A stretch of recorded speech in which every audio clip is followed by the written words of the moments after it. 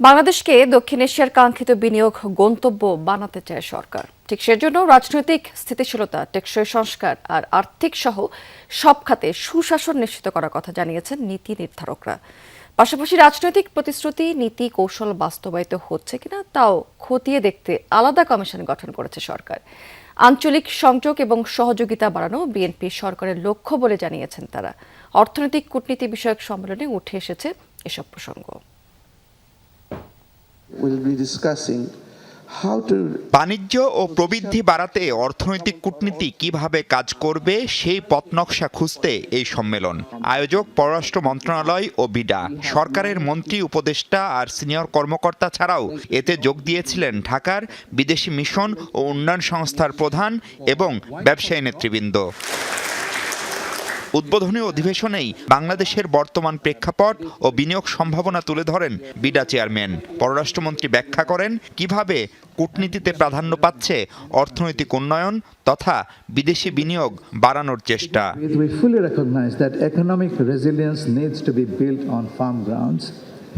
Therefore, our immediate priority is to restore full confidence and trust. We want to assure our citizens, our local business community, and our international partners that Bangladesh is stable, predictable, and open for business. এ সময় জনগণের কল্যাণ দলের ও সরকারের অগ্রাধিকার বলে জানান BNP মহাসচিব ও স্থানীয় সরকার মন্ত্রী।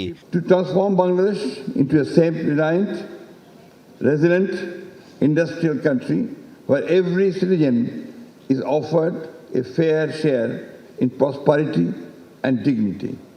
পররাষ্ট্র সচিবের সঞ্চালনায় প্রথম অধিবেশনে বিনিয়োগ ও অর্থনীতির সাথে কূটনীতির সম্পর্ক নিয়ে আলোচনা করেন নীতি নির্ধারকরা। সে সময় আসে কানেক্টিভিটি বাড়ানোর পাশাপাশি সরকারের কাজে স্বচ্ছতা ও জবাবদিহিতা নিশ্চিতের অঙ্গীকার।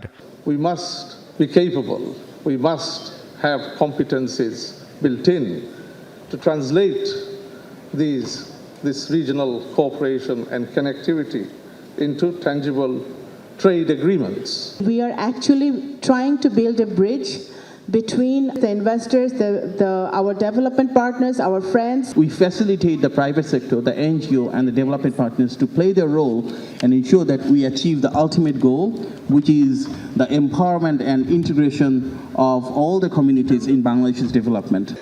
অপর অধিবেশনে সরকারের রাজনৈতিক অঙ্গীকারের সাথে কিভাবে নীতি সমন্বয় করা হবে তার ব্যাখ্যা তুলে ধরেন অর্থমন্ত্রী। None of the financial institutions in Bangladesh are going to have any political appointment. But it's difficult to find good professionals, I have to admit. We are going to have a task force who will oversee these deregulations that we have promised and recommended. এই সম্মেলনে অংশগ্রহণকারীদের কাছে partner engagement note জমা দেওয়ার আহ্বান জানান উদ্যোক্তারা। এর ভিত্তিতে আগামীতে আরও আলোচনা করে করণীয় নির্ধারণ করবে সরকার।